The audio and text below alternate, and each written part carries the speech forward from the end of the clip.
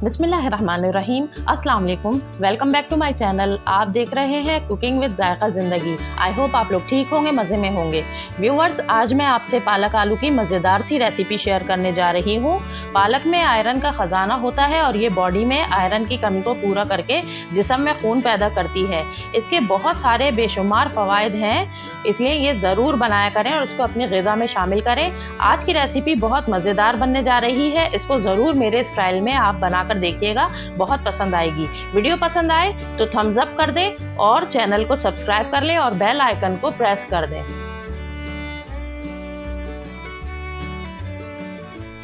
पालक आलू बनाने के लिए यहाँ मेरे पास आधा किलो पालक है, जिसको मैंने एक पतीले में बहुत सारा पानी भरकर इसमें डाला और फिर इस पतीले में से पालक निकालकर पानी फेंककर फिर 3-4 दफ़ा इसी तरह पालक को धोया, क्योंकि पालक में बहुत मिट्टी होती है जो निकालनी ज़रूरी होती है। इसी तरह आपको भी पालक को धोना है और फिर इसके पत्ते काट लेने हैं।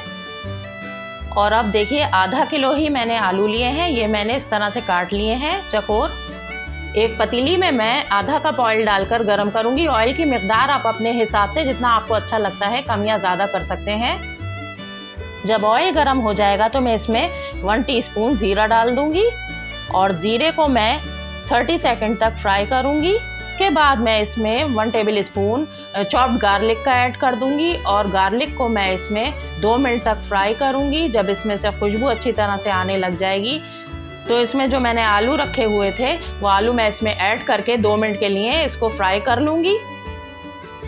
आलूओं को 2 मिनट फ्राई करने के बाद इसमें 1/2 टीस्पून कुटी हुई लाल मिर्च, 1/2 टीस्पून पिसी हुई लाल मिर्च, हल्दी 1 टीस्पून, सॉल्ट 1 टीस्पून ऐड करूँगी। आप अपने टेस्ट के अकॉर्डिंग लेंगे। वैसे पालक में अपना सॉल्ट होता है, इसलिए इसमें कम ही सॉल्ट ऐड करना चाहिए। 1/2 कप पानी ऐड कर दूंगी। बहुत ही कम मसालों के साथ ये बहुत ही मज़ेदार सब्ज़ी बनने वाली है। आप इसे ज़रूर मेरे स्टाइल में बना के देखिएगा। 1/2 कप पानी ऐड करके मैं आलूओं को कवर करके 2-3 मिनट के लिए मीडियम फ्लेम पर कुक करूँगी ताकि ये थोड़े से गल जाए। 3-4 मिनट आलूओं को पकाने के बाद मैंने 2 मीडियम साइज़ के टमाटर इसमें क्यूब्स में कटे हुए ऐड कर दिए हैं और अब मैं टमाटरों को आलूओं के साथ कवर करके मीडियम फ्लेम पर 5-6 मिनट के लिए टमाटरों के गल जाने तक कुक करूंगी। 5 मिनट कुक करने के बाद मैंने लिड को खोला है तो देखिए आलू भी थोड़े से गल गए हैं और टमाटर इस मसाले के साथ मिक्स हो गए हैं अच्छी तरह से और ये भी भुन रहे हैं। अब मैं इसको थोड़ा सा और भून लूँगी ताकि अच्छी तरह और टमाटर इसके अंदर भुन जाए और उसके छिलके वगैरह ख़त्म हो जाएं। और इसके साथ ही मैं यहाँ 1 टेबल स्पून लंबाई में कटी हुई अदरक है मेरे पास, वो मैं इसमें ऐड कर दूँगी और इसके साथ भी मैं इसको पकाऊँगी ताकि अदरक के जूसेस भी इसमें शामिल हो जाएँ। 2 मिनट मैंने इसे अच्छी तरह से भून लिया है। अब मैं इसमें पालक ऐड कर दूंगी। पालक डालने के बाद मैं इसमें कोई पानी ऐड नहीं करूंगी, क्योंकि पालक में खुद अपना पानी होता है मौजूद। और इसको मैं इसके बाद मैं कवर करके 2 मिनट के लिए इसको कुक करूंगी तो खुद ही स्टीम में पालक नीचे बैठ जाएगी। 2 मिनट बाद इसे खोला है तो देखें पालक नीचे बैठ गई है और अब मैं इसको आलूओं के और मसाले के साथ अच्छी तरह से मिक्स कर लूँगी ताकि आलूओं का और मसाले का जो फ्लेवर है वो भी इस पालक में आ जाए। और इसके बाद मैं इसको कवर करके मीडियम फ्लेम पर 6-7 मिनट के लिए पालक के गलने तक इसको कुक करूँगी। 6-7 मिनट के बाद मैंने इसको खोला है तो आलू भी गल गए हैं, पालक भी गल गई है। देखिए बहुत अच्छे से गल गए हैं और मैं इसको अब भूनूंगी और साथ में मैं इसमें 3 हरी मिर्चें साबुत और 3 हरी मिर्चें कटी हुई छोटी वाली जो हरी मिर्चें होती हैं वो मैं इसमें ऐड कर दूंगी और साथ में 1 टीस्पून कसूरी मेथी का मैं हाथ से मसलकर इसमें ऐड कर दूंगी।